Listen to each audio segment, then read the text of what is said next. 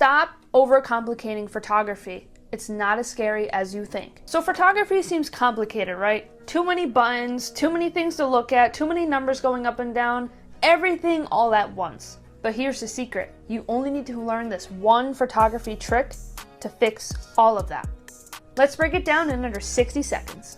First things first, let's forget everything else for a second. If you're just starting out, we need to focus on exposure first. And you might be wondering, Savannah, what are you talking about? Well, if your photos are too bright or too dark, then nothing else matters. There are three main settings that control how bright or how dark your photos are. And that is shutter speed, aperture or f-stop, and ISO.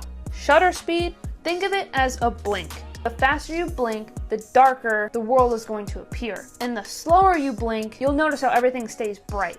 Aperture, or f-stop. The lower the numbers, the blurrier the background, giving you a brighter image because it lets more light in. Higher the number, the darker the image because it keeps light out. Kinda like your image is narrowing in on everything at once. ISO.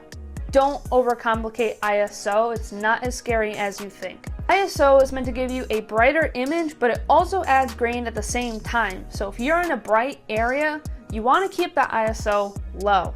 If you're in a dark area, it's only going to add to how much light it can absorb. But you can up your ISO in darker areas if necessary. You can always edit out the grain in post. It's not usually recommended. I always have an extra light or two on me just in case because grain is a no-no.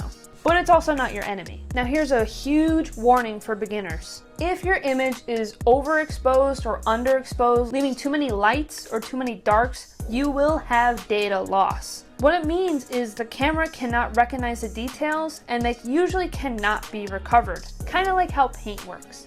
If you paint too much over the same spot that has a lot of details, you're gonna eventually lose those details. So you wanna be careful on how much you add to one image. Once you master exposure, you're already ahead of the game. Follow me on my journey to keep photography simple for beginners.